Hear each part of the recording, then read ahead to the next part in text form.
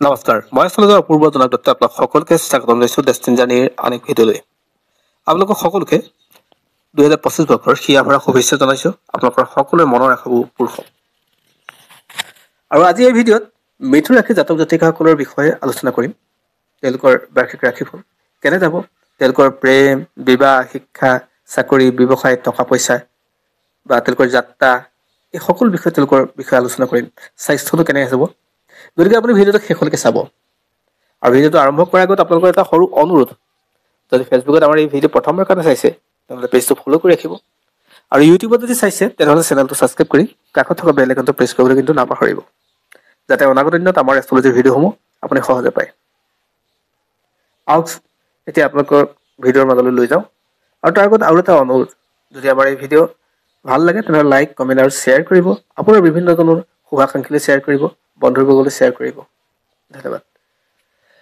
জনাব বিচাৰিছোঁ মিথুন ৰাশিৰ জাতক জাতিকাসকলৰ 2025 বৰ্ষৰ কেনে যাব। যদি আমি ৰাশি চাৰ্টখন যদি চাই লওঁ 2025 বৰ্ষৰ, তেনেহ'লে মিথুন ৰাশিৰ ব্যক্তিসকলৰ ক্ষেত্ৰত দ্বিতীয় হাউচত মংগল থাকিব, যিটো নিঃস্বস্থ হৈ থাকিব। তাৰপিছত চতুৰ্থ হাউচত কেতু, 6 নম্বৰ হাউচত ষষ্ঠ হাউচত বুধ গ্ৰহ থাকিব, সপ্তমত ৰবি, অষ্টমত চন্দ্ৰ, নৱমত শনি আৰু শুক্ৰ একেলগে থাকিব, দশমত থাকিব ৰাহু আৰু দ্বাদশত বৃহস্পতি থাকিব। প্ৰথমে তেওঁলোকৰ আৰ্থিক দিশৰ কথাই আলোচনা কৰি লওঁ। আৰ্থিক দিশৰ ক্ষেত্ৰত তেওঁলোকৰ বহাগৰ আশে পাশে অৰ্থাৎ মে' মাহলৈকে তেওঁলোকৰ ক্ষেত্ৰত বৰ এটা পজিটিভ নাথাকে। আৰ্থিক দিশত তেওঁলোকৰ লোকচান হোৱাৰ সম্ভাৱনা থাকে, চিকিৎসালয়ত পইচা খৰচ হোৱাৰ যোগ থাকে, তেওঁলোকৰ কিছু সমস্যা ওলাব, সহজে যিকোনো ক্ষেত্ৰতে পইচা তেওঁলোকৰ পৰা আঁতৰি যাব। কোনো কাৰণ নোহোৱাকৈ কেতিয়াবা যে পইচা খৰচ হয়, তেওঁলোকৰ ক্ষেত্ৰত সেয়াই হ'ব। দ্বিতীয় হাউচত বহি মংগল পইচাৰ কাৰণে কিছু কষ্টৰ দেখাব, পইচা আৰ্জনৰ ক্ষেত্ৰত, উপাৰ্জনৰ ক্ষেত্ৰত। দ্বিতীয় হাউচত আৰু এটা বিষয় হয়, তেওঁলোকৰ পৰিয়ালৰ ক্ষেত্ৰত বৰ এটা আন্তৰিকতা নাথাকিব, ঘৰুৱা অশান্তি তেওঁলোকৰ কাৰণে সৃষ্টি হ'ব। তেওঁলোকৰ সাংসাৰিক জীৱন বৰ এটা পজিটিভ নাথাকিব মে' মাহলৈকে। অৱশ্যে মে' মাহৰ পিছৰ পৰা কিছু ক্ষেত্ৰত লাভ হ'ব, আৰু মে' মাহলৈকে তেওঁলোকৰ টেনচন, হতাশা, প্ৰেম, ভালপোৱা বা তেওঁলোকৰ ক্ষেত্ৰত বহু সমস্যা আহিব। কাৰণ বৃহস্পতি তেওঁলোকৰ সপ্তম স্থানৰ গৰাকী হৈ দ্বাদশত বহি আছে, যাৰ কাৰণে তেওঁলোকৰ বহু ক্ষেত্ৰত মানুহৰ মতানৈক্য ডিভোৰ্চ পৰ্যন্ত পৰ্যায়লৈকে যাব পাৰে। নিজৰ মিথুন ৰাশিৰ ব্যক্তিসকলে সেই ক্ষেত্ৰত সাৱধান হ'ব লাগিব আৰু নিজৰ মুখৰ কথাখিনি চালি জাৰি কথা ক'ব লাগিব।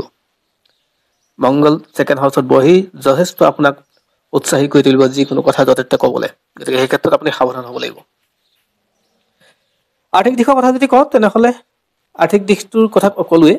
আৰু তাৰপিছত যদি কওঁ চাকৰিৰ ক্ষেত্ৰত, যিকোনো চাকৰি প্ৰত্যাশী ব্যক্তি আছে তেওঁলোকৰ ক্ষেত্ৰত হঠাৎ চাকৰি পোৱাৰ যোগ ওলাব পাৰে। অৱশ্যে তেওঁলোকৰ প্ৰাইভেট ছেক্টৰ যথেষ্ট সুবিধাজনক স্থিতিত পাব বহুতৰ ক্ষেত্ৰত। আৰু চাকৰিৰ ক্ষেত্ৰত ৰাহু বহি আছে কৰ্মস্থানত যেতিয়া ৰাহু বহি থাকে, বহু ক্ষেত্ৰত আপোনাৰ নিজৰ মন মগজু লগাই বা আপোনাক খুব বেছি নিজৰ ইচ্ছা অনুসৰি কাম কৰাৰ পৰা সুবিধা নাথাকিব পাৰে। কাৰণ ৰাহুৱে আপোনাৰ কৰ্মস্থানত বহু ক্ষেত্ৰত প্ৰভাৱ পেলাব, ডিষ্টাৰ্ব কৰিব, আৰু আপুনি নিজৰ মন মতে কাম কৰিবলৈ হ'লে সেই সমস্যাৰ সৃষ্টি হ'ব। আৰু চাকৰি প্ৰাপ্তিৰ ক্ষেত্ৰত তেওঁলোকৰ ক্ষেত্ৰত কিছু সহজে পোৱাৰ যোগো মিলে, আৰু সেয়া কিন্তু নগণ্য হ'ব। আৰু হঠাৎ কৰি কোনোবা বন্ধুৱে আপোনাক চাকৰি খবৰ দিব পাৰে, অৱশ্যে সেয়া প্ৰাইভেট ছেক্টৰৰ ক্ষেত্ৰত বেছি হ'ব।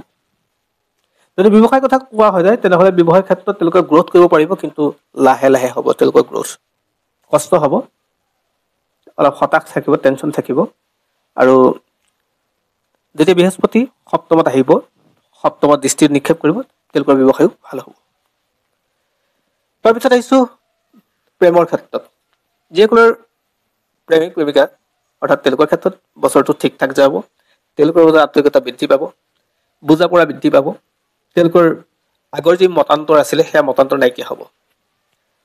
আৰু সংসাৰ ক্ষেত্ৰত ক'লোৱে কিছু সমস্যা থাকিব, সংসাৰ ক্ষেত্ৰত কিছু টেনচন থাকিব। আৰু বিবাহ উপযুক্তসকলৰ ক্ষেত্ৰত বিবাহৰ কাৰণে ঘৰত মনাব পাৰিব লাগিব, প্ৰেম বিবাহৰ ক্ষেত্ৰত। আৰু বাকী আপোনালোকৰ যিসকলে বিবাহৰ কাৰণে উপযুক্ত হৈ আছে তেওঁলোকৰ হঠাৎ বিবাহৰ যোগ সৃষ্টি হ'ব, আৰু নিশ্চিতভাৱে বিবাহ হোৱাৰ যোগ মুকলি হয়। কিন্তু এটা কথা মন কৰিব, সেই বিবাহ যদি প্ৰেম বিবাহ হয় তেনেহ'লে বেছি সুবিধাজনক হ'ব। আৰু ইয়াৰ পিছত যদি স্বাস্থ্যৰ ক্ষেত্ৰত কওঁ স্বাস্থ্য ঠিকে থাকিব, স্বাস্থ্যক লৈ ইমান টেনশ্যন নাথাকে, কিন্তু প্ৰথম আৰম্ভণিখিনিতে অলপ পইচা স্বাস্থ্যত খৰচ হ'ব। আৰু পৰৱৰ্তী সময়ত যাত্ৰাৰ কথা যদি কওঁ, তেনেহ'লে আপোনালোকে বিভিন্ন ঠাইত যাত্ৰা কৰিব পৰাকৈ সুবিধা দিন আহিব, সুযোগ আহিব, আৰু আপুনি যাত্ৰা কৰিব পৰাকৈ যুগ মুকলি হ'ব। আৰু শেষৰটো হ'ল শিক্ষাৰ কথা যদি কওঁ, ছাত্ৰ ছাত্ৰীসকলৰ কাৰণে এইখিনি সময় যথেষ্ট সুবিধাজনক হ'ব, ভাল হ'ব। তেওঁলোকে যিকোনো চাকৰিৰ লগত জড়িত মানে যিবিলাক পৰীক্ষা, সেই পৰীক্ষাবিলাক তেওঁলোকৰ কাৰণে উত্তীৰ্ণ হোৱাৰ কাৰণে অলপ সহজ হ'ব। তাৰোপৰি তেওঁলোকৰ ক্ষেত্ৰত যিটো আমাৰ ট্ৰেডিশ্যনেল শিক্ষা, সেই শিক্ষাটো তেওঁলোকৰ ক্ষেত্ৰত কিছু লাভজনক হ'ব। গতিকে ছাত্ৰ ছাত্ৰী বা শিক্ষাৰ্থীসকলৰ কাৰণে বৰ এটা পজিটিভ নাই বুলি ক'ব নোৱাৰি, তেওঁলোকৰ কাৰণে পজিটিভ আছে। অৰ্থাৎ তেওঁলোকে অলপ কষ্ট কৰিলে লাভ হ'ব। অৱশ্যে মিথুন ৰাশিৰ ব্যক্তিসকলৰ কাৰণে গোটেই বছৰটোৰ একপক্ষে যদি ক'ব পাৰোঁ, তেনেহ'লে কোনো তেওঁলোকক ওচৰ চুবুৰীয়া মহিলা বা বিপৰীত লিংগৰ ব্যক্তিয়ে সহায় কৰিব তেওঁলোকৰ গোটেই জীৱনটো বা গোটেই বছৰটোৰ পজিটিভিটি অনাত। গতিকে তেওঁলোকে কোনো জ্যেষ্ঠজনৰ পৰামৰ্শ লৈ কামবিলাক যদি আগবাঢ়ে, তেওঁলোকৰ কাৰণে ভাল হ'ব। গতিকে মিথুন ৰাশিৰ ব্যক্তিসকলৰ এইখিনি কথা তেওঁলোকে জানিব লাগে যে তেওঁলোকে জীৱনৰ যিকোনো প্ৰাপ্তিৰ ক্ষেত্ৰত কোনো জ্যেষ্ঠজনৰ পৰামৰ্শ লৈ এই বছৰটো কাম কৰিলে তেওঁলোকৰ কাৰণে ভাল হ'ব। ধন্যবাদ। পুনৰ আন এক ভিডিঅ'ত আপোনালোক সকলোকে লগ পাম। আজিলৈ সামৰিছোঁ। ইয়াৰ পিছৰ ৰাশি কৰ্কট ৰাশিৰ বিষয়ে জনাম। ধন্যবাদ।